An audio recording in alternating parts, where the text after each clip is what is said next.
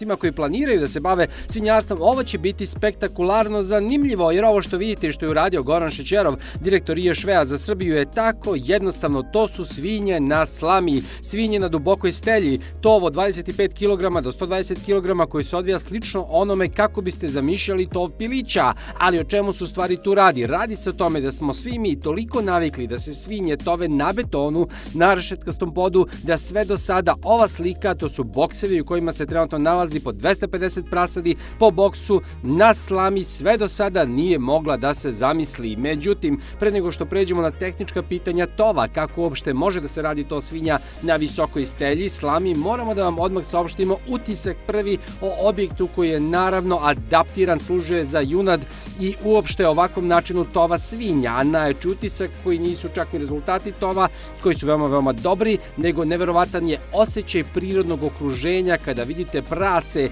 koje je pre par dana ubačeno na slamu, ali to je prosto milina. Vidite kako su ovi prasići srećni, oni se igraju slamom, bacaju je, grickaju je svo vreme, međutim oni se i nadmeću, međusobno pomalo sukobljavaju, ali ništa strašno, kopiju rupe u slami i sve u svemu ovo su verovatno najsrećnije svinje koje smo ikada videli. S obzirom da se naša emisija najviše bavi tehničkim aspektima proizvodnje, nije uobičajeno da ističemo sreću životinja, ali definitivno u ovom objektu se nalaze najrazigranijih 4000 budućih tovljenika u Srbiji, a inače se objekat je Đurđin, Subotica, da ne zaboravimo. A na celu ideju da ovako nešto napravi došao je Šećerov na osnovu iskustava kolega iz Mađarske, ali ipak uz neke modifikacije koje su ovakav tov učinile još zanimljivijim i efikasnijim. Pa ideja je nastala tako što su bili postojeći objekti koji su bili za držanje rogate stoke, da li su bile krave ili junad, ne znam tačno, i sa minimalnim ulaganjima kako preurediti da bude za držanje svinja. Svinjarstvo u odnosu na tov junad je brži obrt, a i bila je osnovna ideja da budu svinje. Da.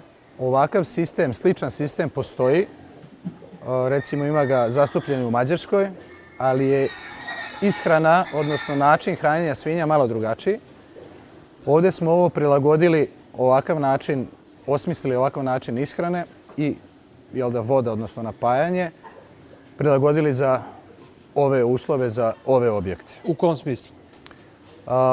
Pa evo, ako budemo pogledali, hranilice se dižu kao što se dižu i ova konstrukcija koja je za vodu, jer ovo je držanje svinja na dubokoj prostirci.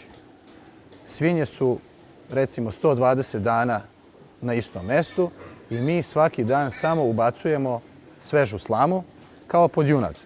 A đubrenje se vrši kad svinje izađu iz objekta. Znači, od 80 cm do 1 metra đubre naraste ispod njih.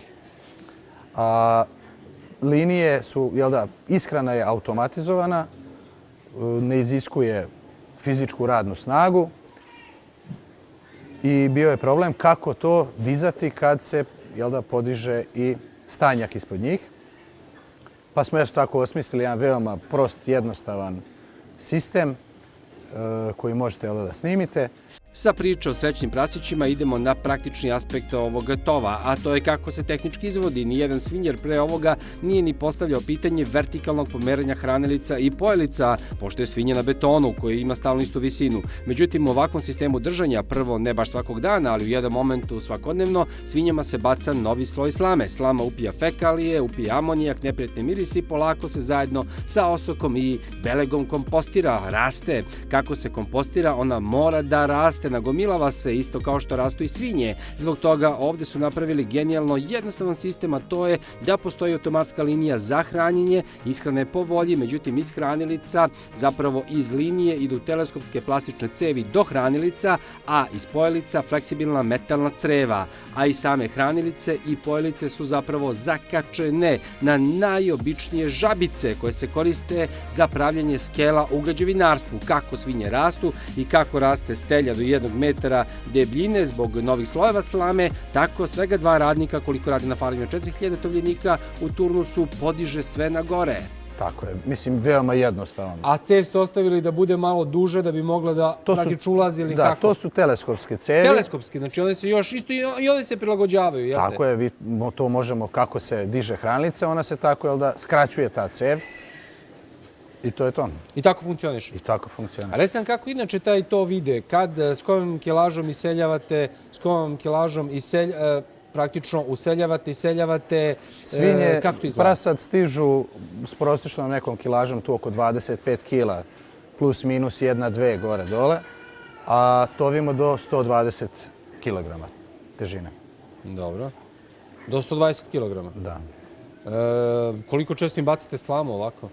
Dok su prasad manja, dok su svinje manje, svaki drugi dan, svaki treći dan da li jedna roll ball ili dve po boksu, to u suštini radnici procene. Kako svinje rastu, tako treba već malo češće. Svaki dan se onda ubaci isto tako da li jedna ili dve roll ball. Suština je da svinje su socijalne životinje, znaju gde jedu, gde se odmaraju i gde prljaju. Tamo gde prljaju, tamo možda i nije potrebno toliko bacati slame, bitno je da imaju suvo tamo gde odmaraju. A recimo kako se inače svinja ponaša kad ste to spomenuli, kad je stavite u slamu? Da li jede prostirku? Kakvo je ponašanje ovih životinja? Da li možemo kažemo su prosto rečeno srećne ovde u slami? Pa da li su srećni, to će vaši gledaoci da ocene po snimcima. Ja mislim da jesu. U ovakvom sistemu držanja svinji je data mogućnost da ono što je genetski, da to ispolji. Znači da rije, da ne znam, da se valja, da. Slamu jedu, kao što se to vidi. Mi nemamo problema ni sa čirevima na želucu, nemamo problema sa grižom, da se tuku, da su nervozne. Izvor celuloze im je slama, naravno ima celuloze i u hrani, po svim parametrima koji su potrebni za izradu stočne hrane, ali imaju još mogućnost, pored toga da, tako reći, grickaju tu slamu, da se igraju. Danas u modernom svinjarstvu svinjama, recimo po zakonu Evropske unije, mora da se stavlja igračka u svaki boks da bi svinje mogle.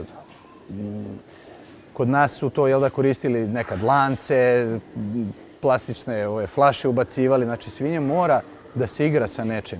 I šta je rezultat svega ovoga? Slama, igranje, srećna životinja. Inače, kad smo kod toga, Šećerov kaže da je zanimljivo da prasad u velikom boksu prave manje grupe koje se ne mešaju, bukvalno čopore od po 20-30 jedinki, koliko bi imao čopor svinja u prirodi. Međutim, kada se jednom uspostavi hijerarhija i teritorija, nema sukoba. A to što nema sukoba, što su svinje srećne, dok grickaju slamu je dobro, jer srećno prase brže napreduje i zdravije je. Da pređemo na konkretno, na rezultate. Sad su svinje male, ali svetlo gori 24 sata. Danju možda i ne bi trebalo ako je ovako kao danas sunčano, ali pošto smo sad u zimskom periodu, gledamo da 24 sata imaju svetlosti da bi imale prostora sve životinje da odu na hranilicu da jedu. Isto tako i na pojilicu. Nije ovo nama prva tura svinja. Prethodna tura svinja je izašla sa nekim prirastima od 920, 30, 40 grama i konverzija je bila 2,8. Tako da funkcioniše ovo. Funkcioniše savršeno, je li to ovako? Pa sad da li savršeno, sigurno može i bolje, ali mi smo zadovoljni. Da, i kažete znači koliko dugo traje to ovo? 25 kg do 120 kg, dakle koliko je to dana? Sa tim prirastima stotinek dana ili jače? Pa ne znam, sad 115-16 dana, ali jel da treba i utovariti ove silne svinje. A kako ste rešili utovar kad smo kod toga? Pa svinje se teraju iz jednog boksa u drugi i na kamion. Šta, samo parkirate kamion tamo spredaju i ulaze u kamion i to masovno, jel? Tako je. Znači vrlo malo posla ima oko ovde celog ovog sistema. Pa u suštini, evo nama 2 radnika rade, imamo jednu mašinu koja tu roll ball unese u objekat i ubaci se u boks. Ima tu, sad moraju svinje da se obiđu svaki dan, ako ima neki problem da se izvadi do prase, pogleda. Mislim, ima tog posla, ali najveći posao je kad se isporučuju svinje. Ali na kraju, kada smo kod isporuke i priča o troškovima, gospodin Šećerov je inače naš stručnjak koji radi za kompaniju iz Mađarske, Ješve, koja se bavi premiksima, ali i projektovanjem i opremom. Dakle, potpuno je u priči o svinjama, osim u otkupu svinja. To ne radi. Dakle, čak i da nije pošten čovek, a jeste, veoma, to garantujemo, nema nikakav motiv da nam priča ono što ne stoji vezano za zaradu i za troškove u ovakvom načinu tova. I evo računice kada se svinje tove na dubokoj stelji, i to sa uvoznim, preskupim prasetom koje je plaćeno 95 evra. Prasad nikad skuplja nisu bila u Evropi, a ova su nažalost uvezena iz Nemačke. Da, trenutno cena prasadi je možda na istorijskom maksimumu, što ne znači da neće biti skuplja, pošto sve manje i manje prasadi. Zbog ove afričke kuge svinja, zatvorene su neke zemlje za izvoz. Na ovoj turi svinja treba bude kalkulacija da jedna svinja od 120 kg košta 20.000 dinara, 20.500 otprilike. Kako se došlo do te sume, do te cifre? Pa ima cena praseta, neki je 12.000 dinara, hranu što treba da pojedu svinje je 6.450 dinara recimo i imamo troškova ove farme 1.000 i nešto dinara po jednoj svinji. Tako da to sve kad saberete, to izađe oko 20.000 dinara, podelite sa 120 kg telesne mase, sad iz glave 160 i ne znam 4-5 dinara, 6 će izaći kilogram žive vage ovih svinja. Tu jedino još treba, eto to sam zaboravio, možda 2% uginuća da uračunam, tako da će biti možda 170 dinara. Sad su svinje, ja ne znam, 165 ili koliko je baš danas, ne znam. Ali, eto, svako se nada da će da ode cena gore. Ali ono što je u ovoj priči najbolje je to da nemate veliku amortizaciju objekata za tov. Pošto se Šećerov bavi projektovanjem objekata za tov svinja, računica je da otprilike ako ste radili novu opremu za 1000 tovljenika, samo oprema za njih košta 50.000 evra. Tu dakle ulaze podovi, lagune, ventilacija, hranilice, pojelice, sve sem sive gradnje objekta. To vam je realnost. Ako hoćete modernu farmu, Ješve radi i to. Radi projekte, ima opremu i sve drugo. Ali sa druge strane, sami računajte amortizaciju takvog objekta.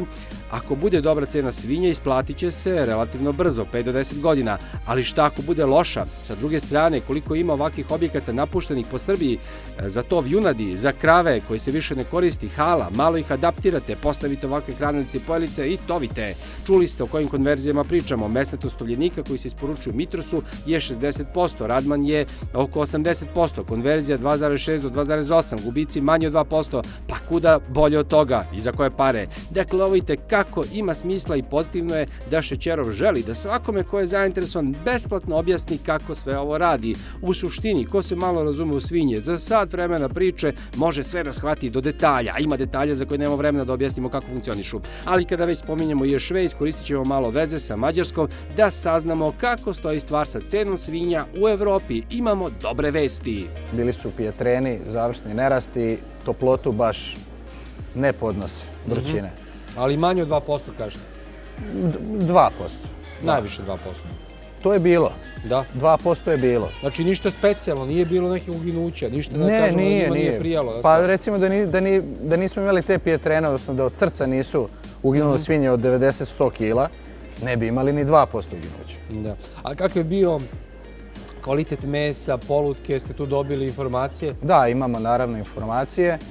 Šta kažu klaničari? Randman, da, moram? Šta kažu klaničari, ili im se dopada ovakva svinja? Randman je 80%, odnosno polutke, a 60% je bila mesnatost. I to su sjajne vesti, ne zato što ćemo mi izvoziti svinje za Mađarsku, jer ne možemo zbog vakcinacije na KKS i pojave AKS, niti bilo gde. Ali nema jeftinih svinja u Evropi, što znači da ovi naši trgovci ne mogu da ih kupe. 200 dinara je realna cena svinja i u Srbiji, no da li će to biti, da li neće, ne ulazimo u to, ne znamo, ali da će skočiti, skočit će.